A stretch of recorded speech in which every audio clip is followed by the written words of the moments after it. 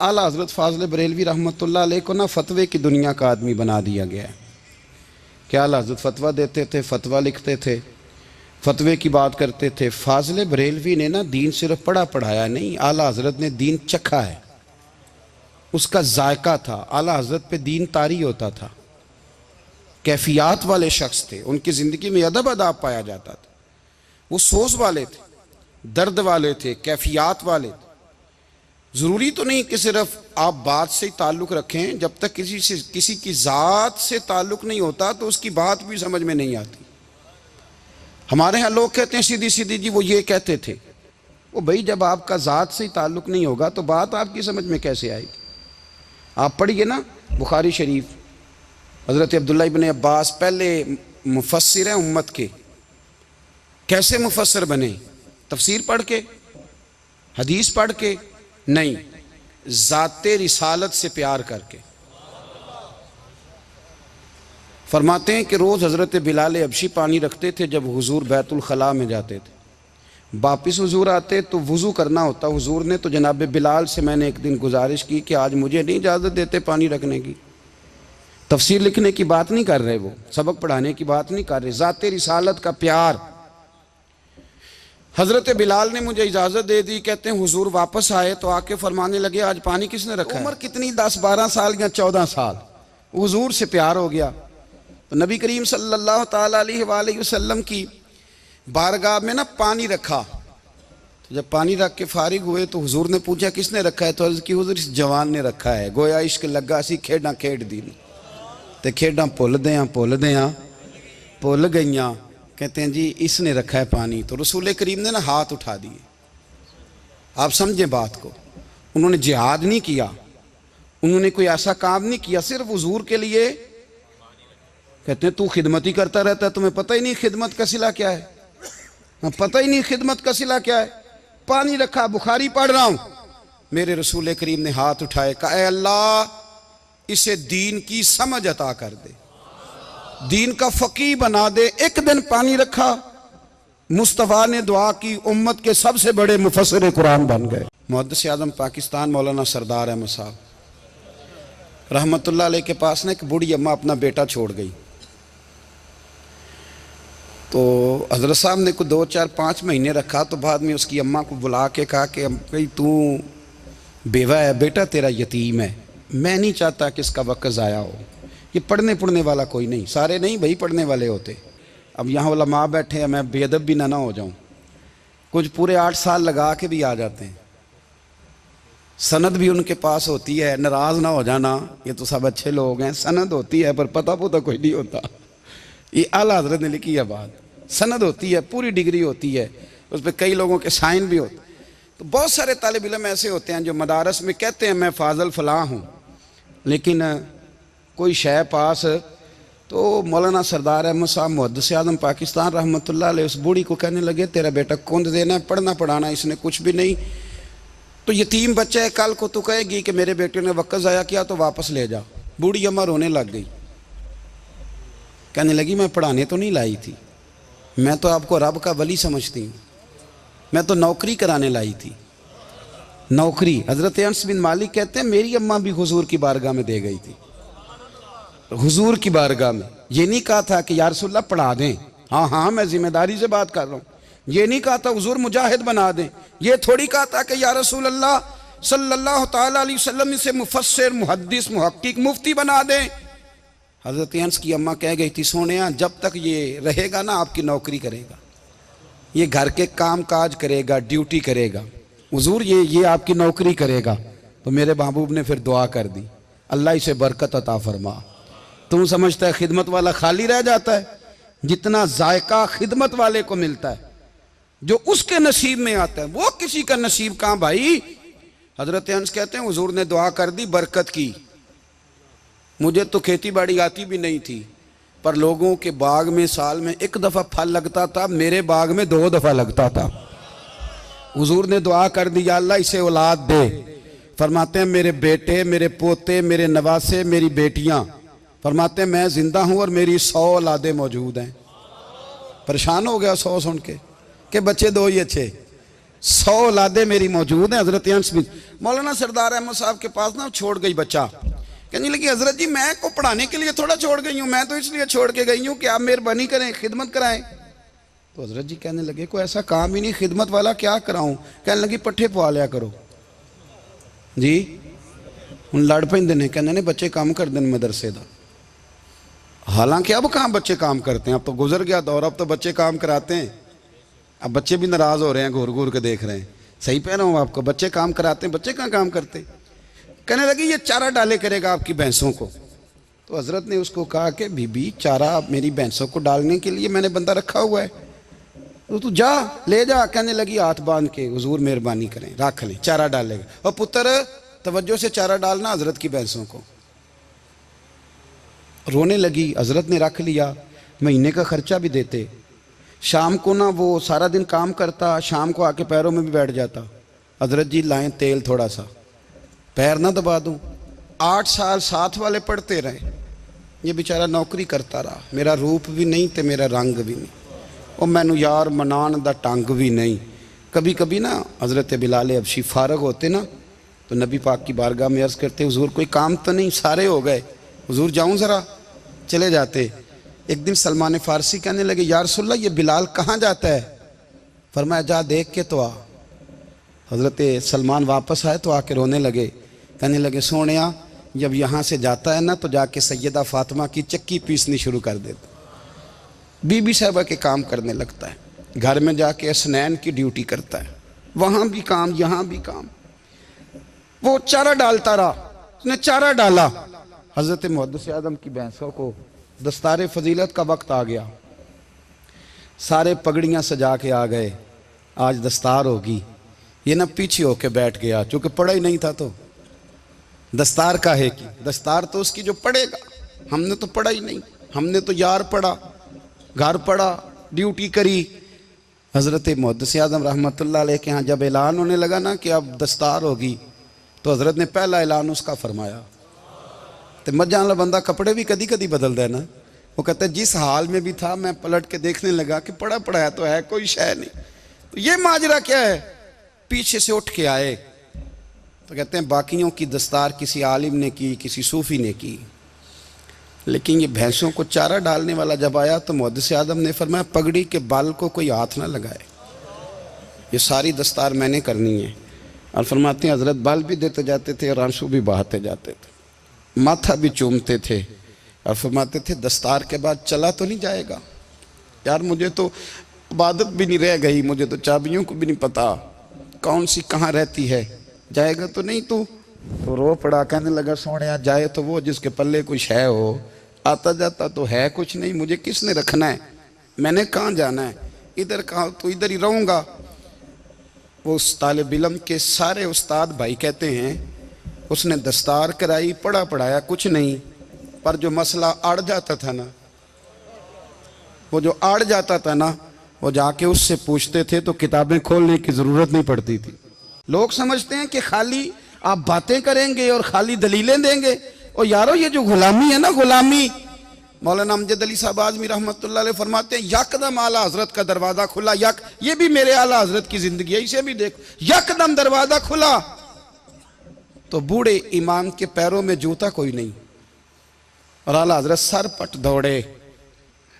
मैं करीब गया, मैंने कहा हुजूर मैं सदके जाऊं, कहाँ जा रहे हो। तो कहने लगे किसी ने बताया मेरा मुर्शद का बेटा रेलवे स्टेशन से गुजरने वाला है, अमजद अली देर न कर यार, कहीं शहजादा नाराज ना हो जाए, मेरे मुर्शद का बेटा, मेरे शेख का पोता, यार जरा जल्दी कर। कहते हैं आला हजरत दौड़े रेलवे स्टेशन पे, उन्हें अगर फतवे लिखने आते थे किल के रजा है खंजरे खूंखार बरकबार, तो वो ये भी कहा करते थे कैसे आकाओं का बंदा हूं रजा, बोल बाले मेरी सरकारों के। दौड़े गए रेलवे स्टेशन पे, और बूढ़े शेख सदरुल शरिया कहते हैं मैंने कहा हुजूर मैं ना चला जाऊं। कहने लगे ना पुत्र, मैंने बड़ा नमक खाया उस घर का, मैंने बड़ी नौकरी करी है, मेरी अपनी ड्यूटी है, तुम्हारी तो नहीं ना। मेरे शेख फरमाते रेलवे स्टेशन पे हजरत खड़े हैं तो एक मुसाफिर उतरता, उसके करीब जाते, अदब से सलाम लेते तो कहते मारेरा शरीफ से तो नहीं कोई आया? कहते वो मुसाफिर गुजर जाता, दूसरा आता तो फिर करीब जाते, कहते वो उसके आस्थाने से तो नहीं आए, उधर से तो नहीं कोई आया। कहते सारे गुजर गए, जिन मुसाफिरों ने उतरना था उतर गए, ट्रेन चल पड़ी। तो मैंने कहा हुजूर किसी ने आपको गलत इत्तला दी थी, शहजादे तो आए नहीं। कहने लगे यार इत्तला गलत थी या ठीक थी, पर यहाँ तक आने का मज़ा बड़ा है। आप समझ सकते हैं, आला हजरत के दो बेटे हैं, हुज्जतुल इस्लाम मौलाना हामिद रज़ा खान साहब और मुफ्ती आज़म आलम इस्लाम। दोनों शहजादे इतने बड़े शहजादे थे कि दोनों अपने अपने वक्त के सबसे बड़े मुफ्ती हुए। ये भी तो मेरे आला हजरत है ना, इसको भी तो ज़रा समझो ना। खुशकी और फिर खुशकी और फिर खुशकी। एक दिन पीर साहब ने कहा, नूरी मियाँ साहब, कि अहमद रज़ा यार वो भैंसें रखी हुई हैं तो उनको ना गीदड़ आके तंग करते हैं, तो दो कुत्ते मिल जाए ना कभी, तो चलो रात को पहरेदारी करेंगे, दो कुत्ते मिल जाएं। मैं अक्सर सोचता हूँ कि आला हजरत तो आलिम थे, उनका कुत्तों से क्या लेना देना। हजरत जी आपने कुत्तों की बात करनी थी तो किसी दुनियादार से करते, दो कुत्ते मिल जाएं तो ज़रा जानवरों की देखभाल करेंगे। फरमाया हुजूर सवेरे ही आ जाएंगे। भाई आपका तो ये शुगर ही नहीं, तो आप कहाँ से लाएंगे? दिन चढ़ा तो दोनों बेटों के गले में रस्सियाँ डाली। आला हजरत को सिर्फ आप फतवे की रोशनी में देखते हैं, आपको उस शख्स के दर्द का नहीं पता, उसके जायके का नहीं पता, वो किस स्टेज का आदमी है, स्टेटस क्या है तरीकत में, शरीयत में, इश्क में। दोनों शहजादों के गलों में रस्सियाँ और पकड़ा हुआ है। तो नूरी मियाँ साहब कहते हैं मैं चारपाई पे बैठा था तो नीचे बिठाल दिए दोनों बच्चे। मैं उठ के खड़ा हो गया, मैंने कहा मौलाना ये क्या? कहने लगे हुजूर ड्यूटी भी करेंगे और रोटी भी नहीं मांगेंगे। जिन्हां तना विच इश्क न रचिया कुत्ते ना थी चंगे, मालक देकर राखी कर दे साबर भुखे नंगे। किधर गया ज़ौक़, किधर गया वो दर्द? और फिर जब बारी आई रसूलुल्लाह के प्यार की, जब बारी आई नबी पाक की मोहब्बत की, तो फिर फाजिल बरेलवी का कद अगर लिखने में कमाल है ना, तो महबूब के प्यार करने में भी कमाल है।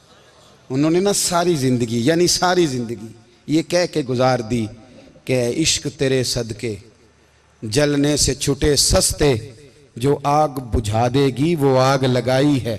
एक सैयद साहब थे, मकान बन रहा था आला हजरत का, तो सामने ना बिल्कुल लाइब्रेरी थी। तो जब मकान बन रहा होता है तो तब सारे मिस्त्री मजदूर अंदर ही होते हैं, तो सब का आना जाना था, सब लोग आते जाते थे बिला झिझक। तो वो सैयद साहब भी एक दिन आ गए, सामने लाइब्रेरी में मिले, फिर चले गए। कुछ दिनों के बाद घर मुकम्मल हो गया, अब औरतें भी आ गईं। तो शाह जी को पता नहीं था, वो पुराना ही माहौल समझ के ना, मौलाना ज़फ़रुद्दीन बिहारी कहते हैं पुराना ही माहौल समझ के तो अंदर आ गए। और जैसे ही अंदर दाखिल हुए, सामने घर की औरतें देखी तो शाह जी माजरत माजरत माजरत करते परेशान हो गए। और फिर जब दोबारा पलटने लगे तो आला हजरत दौड़ के गए, हाथ चूमे, कहने लगे शाह जी आपको तो पता नहीं था, और आप मेहरबानी करें ये माजरत वाला लफ्ज़ वापस लें, ये मेरे घर की औरतें नहीं, ये तो सैयदों की बांदियाँ हैं, ये तो नौकरानियाँ हैं, तो आप मेहरबानी करें, ये अंदाज़ आपका जो है ये दुरुस्त नहीं, आप मेहरबानी फरमाएं अंदर आएँ। और फिर सारे ख़ानदान को लेके पर्दे के पीछे खड़ा किया और कहने लगे शाह जी को गलती लग गई, उन्होंने हमसे माजरत की, अब हम सारे मिल के उनसे माजरत करेंगे, इसलिए कि ये रसूलुल्लाह का ख़ानदान है। अपनी ज़िंदगी में हमेशा यार थोड़ा बहुत दो चार लफ्ज़ जिस बंदे को आ जाए ना, दो चार लफ्ज़। मैं ज़ाती तौर पे ना आपको पता है, मैं तो नात खानों से तो हमारी बनती नहीं, बहुत सारे नात खान तो हमें वैसे ही नहीं। मैं कहता हूँ नात आने दे जाने का नाम नहीं, नात तो कलाम का नाम है। किसी बुजुर्ग की बात पढ़ो, कुछ मतलब उसमें कुछ ज़ौक़ हो, कुछ दर्द हो, ये क्या बात हुई जो आज कल काम शुरू है। लेकिन आपको पता है हम नात खां की भी इज़्ज़त करते हैं। मैं जिस नात खां से नात सुनता हूँ, मैं दिल की कल्ब की गहराई से उसका हया करता हूँ, मैं इकराम करता हूँ, अल्लाह जानता, मैं एजाज़ देता हूँ। इसलिए कि मैं समझता हूँ ये जब बोलता है ना तो मुझे मदीने वाले की याद आती, ये नबी करीम की याद दिलाता है, तो इसका एहसास है। आला हजरत फाजिल बरेलवी रहमतुल्लाह ताला अलैह ने नबी करीम से मोहब्बत की और हुजूर सैयद आलम सल्लल्लाहु अलैहि वसल्लम से ताल्लुक़ रखने वाली हर शय से मोहब्बत की। उन्होंने अपने ज़ौक़ को कभी फीका नहीं पड़ने दिया। सारी ज़िंदगी रसूलुल्लाह सल्लल्लाहु अलैहि वसल्लम का प्यार, थोड़े दो चार लफ्ज़ मेरी तरह किसी शख्स को आ जाएं तो वो अदब अदाब के दायरों से निकल जाता है। वो हर चीज़ को किलो काल के जायके में रखता है। इसलिए मुल्ला रूमी फरमाया करते थे, सेठ आदमी हो ना, जेब में पैसे हो तो उसका पीर कोई नहीं होता। अगर कोई ओहदा मिल जाए, बंदा किसी दर्जे पे पहुंच जाए तो उस बंदे का भी मुर्शद है, और अगर चार लफ्ज़ पढ़ जाए तो अक्सर मेरी तरह के बंदे खलीफे होते हैं, मुरीद नहीं होते। नाराज़ तो नहीं हो गए आप लोग? मेरी तरह के लोग ना खलीफे होते हैं। बताते हैं 14 जगह का खलीफा हूँ तो सवाल ये है कि ग़ुलाम किसका है? मेरी खिलाफतें। ओ खुदा के बंदे, ग़ुलामी असल चीज़ है। आला हज़रत फाजिल बरेलवी रहमतुल्लाह ताला अलैह ना लोगों से पूछते, जब कोई मदीने से आता, मक्के से आता, हज करके आता तो पूछते मदीने गए थे? सदरुल शरिया रहमतुल्लाह अलैह फरमाते हैं, किसी ने कान में आके कहा हुजूर वो मोची हज करके आया। पक्की बात है हुजूर? हाँ। फरमाया चलो चलें। हज़रत जी वो लिखना नहीं? तो मैं आके देखते हैं। हज़रत मेहमान, ओए आके देखते हैं। कहते दौड़ने लगे, वो जूते गांठ रहा था। जाके पूछा हज करके आए हो? कहा हाँ, मदीना शरीफ गए थे। वो जिस बंदे के पास लोग तारीखें लेने जाएं तो टाइम ना मिले, भाई आज मदीने गए थे? कहने लगा जी बड़ा करम किया सरकार ने, मैं तो 1.5 महीना रह के आया हूँ। कहते हैं जुब्बा कहीं, पगड़ी कहीं, कलम कहीं, शागिर्द कहीं, मुरीद कहीं, और अंदर नहीं, हुजरे के अंदर छुप के किसी की तादीम नहीं, चौक में मोची जूते गांठने वाला दुनिया देख रही है। आला हजरत झुके और मोची के पैर चूमने शुरू कर दिए। लोग पकड़ दें, हुजूर ये क्या? वो भी पैर, कहने लगे पीछे हट जाओ। ये वो कदम है जो मेरे मुस्तफ़ा करीम के दरे दौलत से होके आए। हरम की जमीन और कदम रख के चलना, अरे सर का मौका है वो जाने वाले। ये जायका, ये दर्द, तो आला हजरत ने ना ज़ौक़ वाली जिंदगी गुजारी, अदब वाली जिंदगी गुजारी, प्रेम वाला वक्त गुजारा, इश्क वाला वक्त गुजारा। तो आप अपनी जिंदगी को ना ज़ौक़ के दायरे में लाएं। जिस चीज़ की बहुत कमी है वो अदब अदाब है, वो ज़ौक़ हैं। हज़रत बिलाल की तालीम कितनी थी? हज़रत बिलाल हबशी कभी सिपा सालार बने थे किसी जंग में, किसी सूबे के गवर्नर बने हों? बोलो तो सही यार। उनका तारुफ क्या था? नबी करीम के ग़ुलाम। हुजूर के ना जो ज़ाती मामलात थे ना, 20 अंसारी नौजवान थे जो हर वक़्त नबी पाक के पास खड़े रहते थे कि हुजूर को हुक्म करें। 20 और 34 से लेकर 40 तक गुलाम हर वक्त हुजूर की बारगाह में रहते। हजरत बिलाल हुजूर के ज़ाती मामलात की खिदमत करते थे। कोई ऐसी वो जो तबलीग की या दावत की या जंग की या जिहाद की कोई ड्यूटी नहीं वो करते थे, ज़ाती खिदमत सरकार की। हजरत उमर फारूक वो शख्स हैं कि जिन्होंने कभी किसी बंदे को खातर में नहीं लाए वो, लेकिन जब हजरत बिलाल आते थे ना तो जनाब उमर उठ के खड़े होते थे, कुर्सी छोड़ते थे और फिर एक नारा लगाते थे, कहते थे या बिलाल अंता सैयदुना, बिलाल तू हमारा सरदार है यार, तू हमारा। यानी इश्क का ज़ौक़ पूरा करना उन्हें भी आता था। इसलिए मेरा मशवरा है, मेरी राय है, और जो मेरा हुक्म मानने वाले हैं उनके लिए मेरा हुक्म है कि ज़ौक़ ना कभी भी ख़राब करना, कभी भी ना ज़ौक़ ना ख़राब करना, अपना लुत्फ़। मैंने कई दफ़ा, मैं पहली दफ़ा मदीना शरीफ हाज़िर हुआ तो एक बाबा जी मेरे आगे आगे थे, तो उनको ना धक्के मार रहा था। वो सामने खड़े होते हैं ना, अल्लाह खैर फरमाए, अपनी अपनी ड्यूटियाँ ना, उनकी भी एक ड्यूटी है ना जी। तो वो धक्के मार रहा था तो बाबा उसे कह रहा था तेरी खैर होवे पहरेदारा, रोज़े दी जाली चुम लैन दे। उन्हें फिर धक्का मारिया तो फिर उन्हें कहता तेरी खैर होवे पहरेदारा। मैंने, वो बिल्कुल अनपढ़ बाबा जी थे पर मुझे उन्होंने बहुत बड़ी बात समझा दी, मैंने उनसे बड़ा सीखा, मिंबर पे जिक्र कर रहा हूँ। वो तीसरी दफा फिर धक्का मारा, तेरी खैर होवे पहरेदारा, रोज़े दी जाली। तो बाबा जी बाहर निकल आए तो मैं भी पीछे निकल आया। तो मैंने कहा बाबा जी यहाँ कुछ इन्होंने बांग्लादेशी और हिंदुस्तानी भी रखे हुए हैं पर ये तो अरबी था खालस। उन्होंने कदों थोड़ी भी समझ आती सी, तुसी पंजाबी का शेर सुनाई जा रहे हो। कहते पुत्र मैनू भी पता है उन्होंने नहीं समझ आ रही, पर मैं तो अपना रांझा पै राजी करता सा।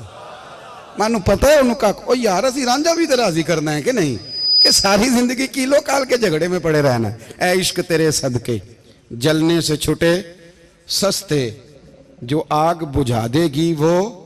और एक जगह पे आला हजरत कहते हैं जान दे दी वादा दीदार पर, हमने जान दे दी। हाँ, खाली उसने वादा किया था कि आऊंगा, आया नहीं था, पर जान हमने पहले दे दी।